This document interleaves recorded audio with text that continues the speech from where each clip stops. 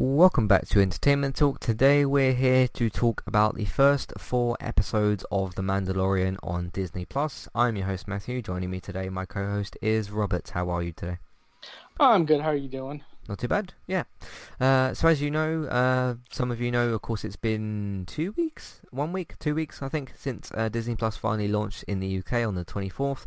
My review for Disney Plus is, of course, already out there, so if you want to know what I think of the service itself, you can have a listen to that. That's last week's streaming service review.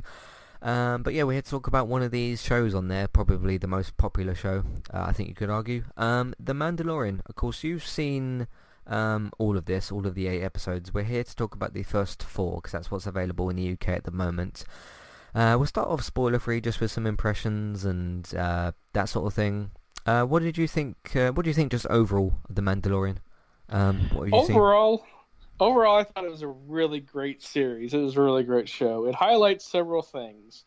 One, that Jon Favreau does not get nearly the amount of respect and recognition that he should, and how good he is at crafting some of these worlds. Because remember, he did the first 2 Iron Mans that kicked off the whole Marvel Cinematic Universe. Now he's doing The Mandalorian, and it's excellent all throughout. We got a lot of fun cameos and castings that we can talk about. But yeah, overall, it's just a really good show. Yeah, yeah.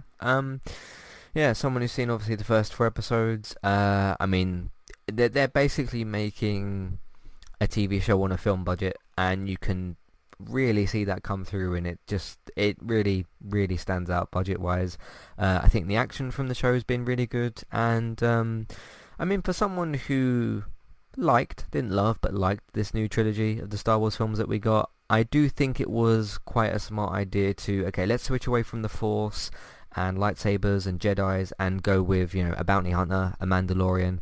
I think that's really changed things up really nicely. Of course, you do have Baby Yoda in there, who does use the Force a few times, and that sort of thing. But what did you think of that kind of change of pace, just kind of focusing on a different part of Star Wars for this? Well, that kind of goes into more of the extended, their universe that for some reason Disney, when they bought the Star Wars IP, just decided non-canon. Like all the books, all the comic books, all the novels, they just chucked that all in the bin. It's like, nope, that's not it. That was, but yeah, I mean, it's always good to explore outside the main universe. There's a few shows that have done that and have done that very, very well. And when you think about shows that are spent basically the same thing, so this is basically a spin-off of the Star Wars movies.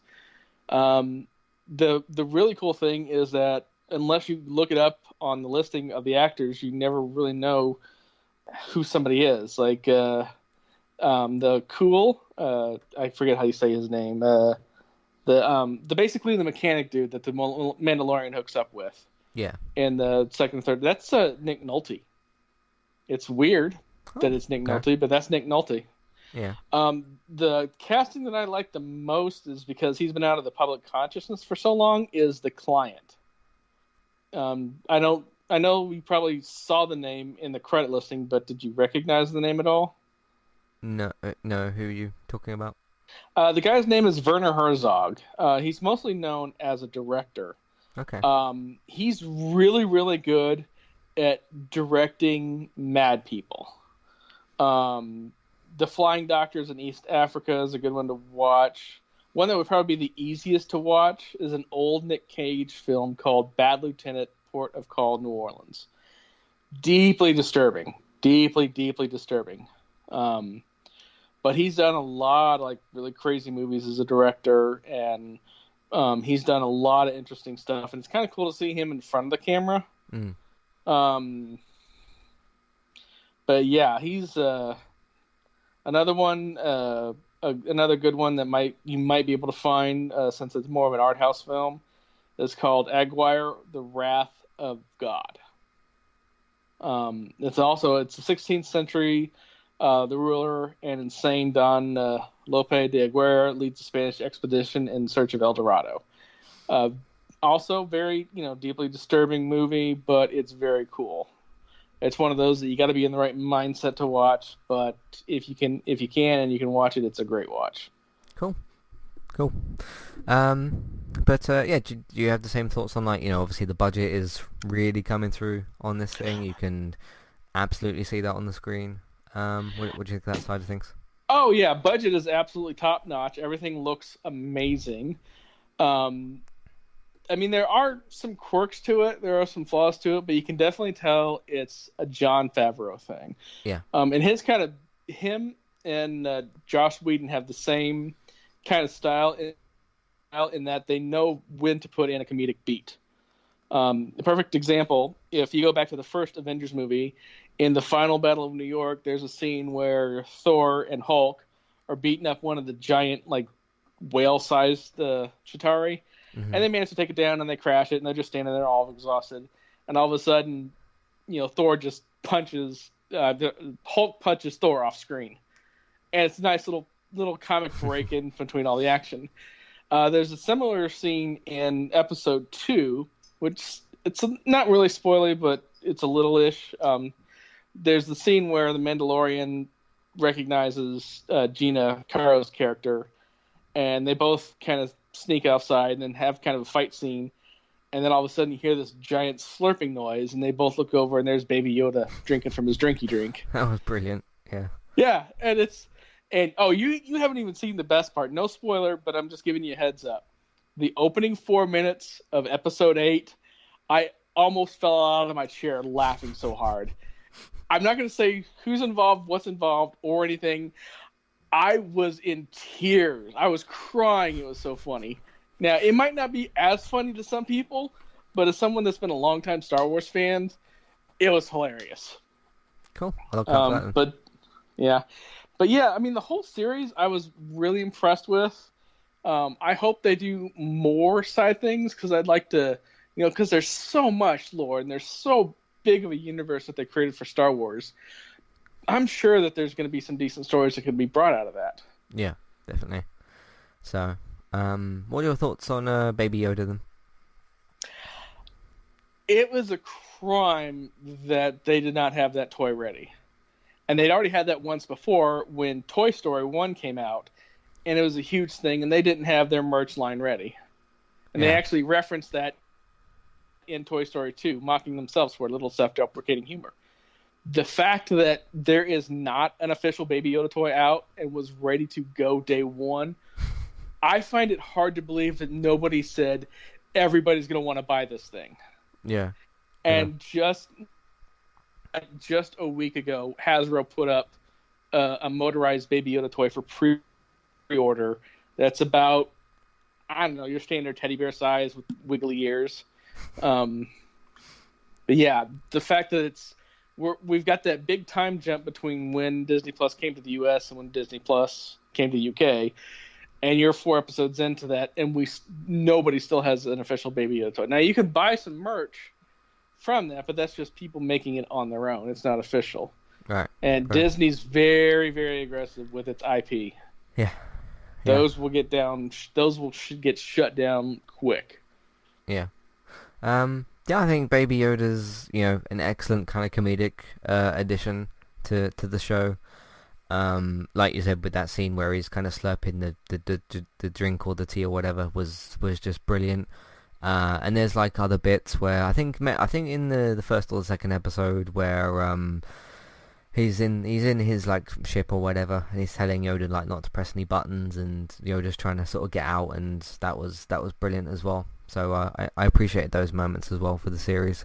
But yeah, I mean it's incredible what they've managed to do with this. I think this is this is the change of pace I think that I missed a Toy Story that Star Wars needed. I mean just the whole thing of because people were very curious about Boba Fett and going back to that character. This isn't Boba Fett obviously. But go into the actual Mandalorians and the the bounty hunters themselves. I think was an incredibly smart decision. I think this kind of proves as well that this new trilogy didn't do as well as what they probably wanted to as a box office. Still made billions or whatever from those films. But I think just the kind of double change of pace of, okay, this is a TV series, it's a weekly thing, it's on Disney Plus, it's about bounty hunters instead of Jedis. I think was a really smart decision. And then of course you put Baby Yoda into the mix, that gives some really great comedic stuff. I think that's great as well. And yeah, they've had like, little creatures and stuff that the Mandalorian has fought, and obviously Baby Yoda's been helping with some of that, and the use of the Force I thought was really cool with that, because we weren't kind of, I mean, at least for me, I wasn't kind of expecting that to be happening so early on in the season, but I thought that was really good. Yeah, I mean, I kind of like I'll say I'm used to this attitude from a character because of people like Daryl Dixon from The Walking Dead, but that kind of gruntly sort of acceptance of things, like when certain people are talking to the Mandalorian and he's kind of get given that sort of grunty, almost sometimes silent just response, or obviously it's different with the Mandalorian than it is to Daryl, because you can see Daryl's face, at least for the most part. With like, okay, you can't see his face, but even kind of looking at his helmet and that certain points, you can get a lot of kind of reading from facial expressions from that, and that really plays really well into the scenes and into the comedy and stuff, and that's been really kind of great. Like when he's disagreeing with someone, or he's agreeing with someone, or kind of negotiating, you can kind of still really feel that, even though it's just a helmet. What did you kind of think of that? Oh yeah, absolutely. The actor brings, a lot of personality out without being able to see his face. That's not easy to do. No, but his voice and his mannerisms really convey what he's trying to express. Today's sponsor is Kualu. If you'd like to get started with a domain name and a website today, just click on the link in the show notes and that will take you over to Kualu to get started. They also have a live support chat system that you can use, which is in the bottom right hand corner. So get started with a new website and domain name today with Kualu. Hey everybody, if you would like to get the ad-free versions of all of our podcasts and support Entertainment Talk along the way, all you need to do is head over to patreon.com/entertainment talk. Sign up either as a creator or as a Patreon. There's no difference there. That's just the option for either becoming a creator now or just staying as a patron for the moment. And then all you need to do is support us at the $1 level tier. That will get you access to all of the ad-free podcasts that we've done in the past, and get you access to all the ad-free podcasts in that month as well. So it's a great way to support us on Entertainment Talk and to get rid of the ads and get your ad-free podcasts. You can also become a patron at the $3 level tier. That gets you access to ad-free podcasts and allows you to redeem a review of a TV show or a film of entirely your choice. That's one per month for either a TV show or a film review, which is at the $3 level tier. As always, thank you very much for listening. Back to the show. Even if it's like his head slightly leans forward and then he sort of does a little sort of, not a Darth Vader thing, but but a sort of like a sigh or a sort of just grunt or something, and you can tell quite a bit from that. Obviously we know under the mask, or the helmet rather, is Pedro Pascal, who was on some Game of Thrones, wasn't he? And he's done some other stuff as well. He's really doing great in this role, considering we can't even see his face and all that. I think that's been really great. What do you think of, like, okay, because you're using a lot of blasters, and obviously he's got basically the quick sort of almost Western revolver type of blaster, and then he's got like the more sniper kind of thing, hasn't he? What do you think of those weapons in the series? Yeah, I mean, it's one of those things that the only real issue that I've ever had is they've never really clarified if a blaster is an energy-based weapon or if it's a projectile that happens to have energy in it. Because if it's full energy, then there would be no recoil. Energy has it has mass on a technical level, but it's so minimal that it wouldn't affect any kind of recoil. But you always see him like pushing the gun forward, like to try to counteract the gun pulling back from like a regular gun. When it fires, it will go backwards unless you force it forwards, right, on a level to at least keep it even. But yeah, that's more just like my nerd brain not being able to. Yeah, I've got Pedro's IMDb page up here, and he's been in so much stuff. He was in Narcos for a season. He was in The Mentalist for a season. He played the agent Marcus Pike. He was in Graceland for a season. He played Agent Juan Badillo. He was Oberyn Martell in Game of Thrones. That's it. Yeah. Did a few episodes of Red Window. Did this here, this here, this here. Lights Out. He did a season on The Good Wife. Wow, he was in Buffy the Vampire Slayer. Oh, okay. Did you ever see that? I've never heard anyone say he was in the show. I've seen the first 2 episodes. Okay, see, he was in a much later season, like 3 or 4, because I recognize the episode he was in, but it's like after she's done with high school and goes to college, so it's at least 2 years. It's at least season 3 as a minimum, but he had like a one-off character, so that's probably why he wasn't a series regular. What do you think that, given the changes I've already discussed, going to a bounty hunter instead of a Jedi, and being on Disney Plus, being a TV series instead of a film or whatever, what do you think that The Mandalorian could mean for the future of Star Wars? Well, its success, I hope, will mean that we get more serialized content. That's kind of the perk of everything going to streaming eventually, and of so many streaming services, is that we get these shows. We would not have been able to get Game of Thrones 20 years ago. We would not have been able to get Mandalorian 20 years ago. The budget wouldn't have been there. The production value wouldn't have been there. The technical aspects of it wouldn't have been there. So I'm hoping for more. Maybe we get some, maybe we get a season of a character that was in a movie but just didn't get a whole lot of screen time that's not dead yet. Maybe we get, a race that we've seen 3 or 4 times but never really had any background on. We might get the Wookiee at some point, get more on that. We might get more of this character or that character. If they do a Jar Jar Binks series, I'm unsubscribing to Disney Plus and deleting it off my consoles. Yeah. I think they learned their lesson with that. Yeah, I'm currently, this is something I forgot to mention at the start, I'm currently putting up with that character because I'm watching the Clone Wars, and he's in not all the episodes, he's not like a big focus, but he is in some of the episodes, and he is still incredibly clumsy. There was actually an episode that was, I won't spoil what happened in the episode, but it was basically Padme, C-3PO, and Jar Jar Binks, and they went to do this negotiation thing, and Jar Jar basically almost got C-3PO killed multiple times, he almost got himself killed multiple times.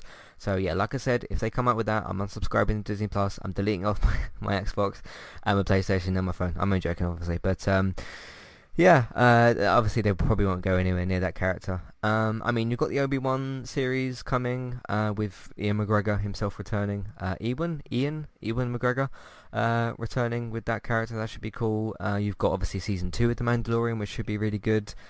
What was the other thing that they said that they were doing? I'm sure there was another series. I've forgotten, but we know at least we're getting season 2 Mandalorian and the Obi-Wan series. There was one more TV show I'm sure that they announced at some point. I tell you 2 things I'd like them to do. You get Donald Glover. I don't know, did you see Solo? No, I never got around to seeing Solo. Okay, that's on obviously Disney Plus as well. You get Donald Glover back as Lando, and you just do a Lando Disney Plus series. You could do that. You could get, I think it's Alden Ehrenreich or whatever his name was, as a Solo in that film. You can get him back. You can do a Solo Disney Plus series. It could all be in canon, but it could be prequels to. I mean, obviously those 2 versions are prequel versions of those characters. They're the younger versions. You could maybe do those. Is there anything specific you'd like to see from that? Because those are the 2 characters I'd like to see again on like a Disney Plus series. Nothing that I could think. I mean, I'm kind of curious how droids came about, because they're both semi-self-aware and not. And also the decision to make some of them just do beeps and whistles and some of them have actual languages. But I don't see that being, anything that gets out of a pitch meeting. But that's more of like a curiosity of mine than something that I would like to want to invest 7 to 8 hours into. Yeah. 2 other things I could think of could be I'd like to see a Darth Maul back in like a live action form.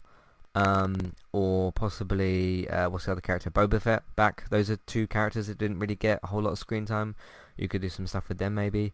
I know that Darth Maul is in. I think he's in Rebels, not Clone Wars. Which I will obviously get to Rebels afterwards. Once I finish, 7 seasons of the Clone Wars. So maybe there's some more focus there that I just haven't quite seen yet, and some stuff from Boba Fett possibly as well. But yeah, that's what I kind of like to see from Disney Plus for Star Wars specifically. Obviously, they got other things as well. Anything else from Mandalorian? I think we've kind of talked about most of the things. Well, I wasn't sure, like, okay, what to even do with spoilers in this podcast, but yeah, I just wanted to kind of come in and give my general impressions on the first 4 episodes. We are planned to come back for the first 4 and then the last 4, so we'll do a podcast for episode 8. Barry was potentially going to join us today, but he's got some stuff at home to deal with in that, so hopefully he'll be able to join us for episode 8 as well. He's just got some family stuff going on at the moment. Nothing too, it's just basically the situation with the world at the moment has kind of affected that, but yeah, so hopefully we'll have him for episode 8, but to the 8th episode podcast, basically. But yeah, anything else from Mandalorian that you want to talk about? No, it just continues to get better. The episode 8 that I referenced, a lot goes on. A lot of the budget went into episode 8. The opening sequence is really, really funny, but in terms of things that actually happen, there is so much that happens in episode 8. It feels like a 2-hour episode. Cool. Nice. That's something I was going to ask as well. What do you think about... Because obviously with streaming services, things like Amazon, Disney, Netflix, those sorts of places, they don't have to fit their episodes around ad slots, basically. What do you think of because they're all basically different lengths, I think, the episodes for The Mandalorian, or at least some of them are. What do you kind of think of the freedom that gives this show? I think it's really, really good. Yeah, I think it's really good because, one, they can film, and then they can edit out what they don't like based off of, well, this didn't work, or this is repetitive, or this is unnecessary, rather than we need to shave off 2 more minutes. Right. Yeah, for ad slots and things like that. So I think that's good as well. And like I said before, that's kind of the freedom that streaming services give you. At least one of the points that it gives you anyway. So there we go. But I want to open this up to the audience as well. We will be back with another podcast. So you can either wait and send in thoughts for episode 8 and for the whole season, or you can send in thoughts for, well, any of the episodes, but by that point, I suppose. But let us know what you think of The Mandalorian. What do you think that this means for the future of not only Star Wars on Disney Plus, but Star Wars itself? Because we're not supposed to get any more films till 2022, I think. There's like a new trilogy. I hadn't heard of any more films. Yeah, I think there's supposed to be some more in like 2022 or 23 or something, because they're going to like rotate those with the new Avatar films that are coming out, if they come out. If we ever get Avatar 2, if that ever happens. But yeah, let us know what you think of the future of both Star Wars on Disney Plus and Star Wars itself. What do you think of the change of pace with having this as a TV series and focusing on the bounty hunter, all those sorts of things? Let me know, and of course anything about Entertainment Talk. Matthew at entertainmenttalk.org, Twitter eTalkUK. There's a contact page and information in your show notes. Yeah, I think that's what we've got for you. We'll be back for episode 8, like I said. We've got other things happening at the moment on the Entertainment Talk as well. We've got, of course, Better Call Saul, Walking Dead, and Westworld that we're covering. Video game coverage weekly for that. The PS5 controller got revealed today, so we talked about that. And delays for different video games and things, so check those out as well. And everything else that we got on entertainmenttalk.org. Yeah, if you want to support the podcast and support Entertainment Talk, we are on Patreon. Please check out the $1 and $3 level tiers. If you want to support us through Amazon, the Amazon affiliate link, we can get a small cut of what you spend, but it won't cost you extra from your shopping on Amazon, that sort of thing. Word of mouth, please tell people that you know about the website and the iTunes feed, and of course iTunes feeds themselves. Please rate, review and subscribe to us on iTunes as well. That will be very helpful. Just search for Entertainment Talk on podcast platforms or find the podcast on entertainmenttalk.org. Social media, please share them on Facebook and Twitter, and if you can, put them in different Facebook groups. And lastly, for streaming video games and other things, Twitch, me, Bex, and Robert are on. Sorry, me, Bex, and David, are on Twitch. Check out Bex, Tristabytes on Twitch. She streams roughly twice a day that sort of thing, so check her out on there as well. And Robert streams on Mixer sometimes as well, so check those out. If you of course want to also check out Let's Play Sundays episodes, check out me taking on the Nemesis in Resident Evil 3 for Let's Play Sundays. Look out for those as well. Thank you all very much for listening, and we'll see you next time. Goodbye. Goodbye.